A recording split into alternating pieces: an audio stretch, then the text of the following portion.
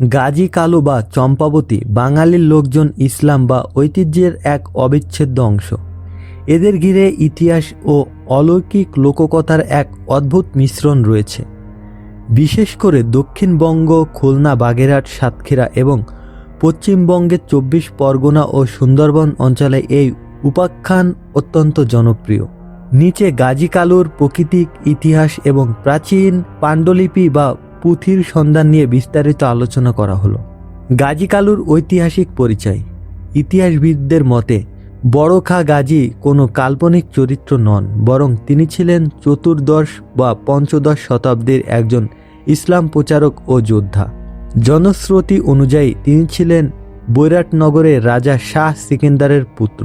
তার প্রকৃত নাম ছিল জাফর খা, তবে অনেকে তাকে তুর্কি বংশোদ্ভূত ধর্মপ্রচারক হিসেবে অভিহিত করেছেন। কালু বা চম্পাবতী। কালু ছিলেন গাজীর পালক ভাই বা অত্যন্ত ঘনিষ্ঠ সহচর। তার চম্পাবতী ছিলেন ব্রাহ্মণনগরের রাজা মুকুট রায়ের কন্যা। লোককথা অনুযায়ী গাজীর সাথে চম্পাবতীর বিয়ে নিয়ে রাজা মুকুট রায়ের এক রক্তক্ষয়ী যুদ্ধ হয়, যাতে গাজী জয়লাভ করে। সুন্দরবন ও বাঘের দেবতা। সুন্দরবন অঞ্চলে বাঘের আক্রমণ থেকে বাঁচতে হিন্দু মুসলিম নির্বিশেষে মানুষ গাজীর শরণাপন্ন হতো। লোককথায় তাকে বাঘের ওপর সাওয়ার হওয়ার এক অলৌকিক ক্ষমতার অধিকারী হিসেবে দেখানো হয়। তাকে পীর বা জিন্দা পীর হিসেবে সম্মান করা হয়। ইসলামী লোককথার প্রাচীন পাণ্ডুলিপি ও পুঁথি। গাজী কালু ও চম্পাবতীর কাহিনী মূলত গাজী কালু ও চম্পাবতী নামেই বিভিন্ন পুঁথিতে সংরক্ষিত রয়েছে।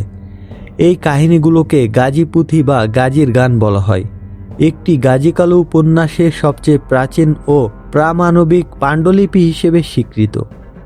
16শ শতাব্দীতে কবি শেখ ফয়জুল্লাহ এটি রচনা করেন। এতে গাজীর জন্ম, আধ্যাত্মিক শক্তি এবং রাজা মুকুট রায়ের সাথে যুদ্ধের বর্ণনা রয়েছে।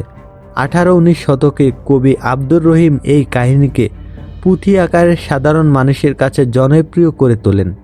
গ্রাম বাংলায় একসময় এই পুঁথি পাঠ করা ছিল বিনোদনের প্রধান মাধ্যম। কেবল লিখিত পাণ্ডুলিপি নয়, গাজীর কাহিনী পটচিত্রের মাধ্যমেও সংরক্ষিত রয়েছে। বর্তমানে ঢাকা জাতীয় জাদুঘর এবং পশ্চিমবঙ্গের বিভিন্ন সংগ্রহশালায় এই প্রাচীন গাজীর পট সংরক্ষিত রয়েছে, যেখানে ছবির মাধ্যমে তার বীরত্ব ও অলৌকিক ঘটনাগুলোকে ফুটিয়ে তোলা হয়েছে। গাজী কালুর প্রকৃত ইতিহাস বা লোককথার মূল উৎস কোথা থেকে পাওয়া যায়? ঢাকা বিশ্ববিদ্যালয় গ্রন্থাগার। এখানে বিপুল সংখ্যক প্রাচীন বাংলা পুঁথি সংরক্ষিত রয়েছে, যার মধ্যে গাজী কালু উপন্যাসের বিভিন্ন সংরক্ষণ পাওয়া যায়। বরেন্দ্র গবেষণা জাদুঘর, রাজশাহী। এই জাদুঘরে প্রাচীন অনেক ইসলামী লোকগাথার পাণ্ডুলিপি রয়েছে। এশিটেক সোসাইটি, কলকাতা। পশ্চিমবঙ্গের 24 পরগনা ও সুন্দরবন অঞ্চলের লোককথা নিয়ে গবেষণার জন্য এখানে বেশ কিছু প্রাচীন পুঁথি ও দলিল রয়েছে। বাগেরহাটের খান জাহান আলী মাজার সংলগ্ন এলাকা।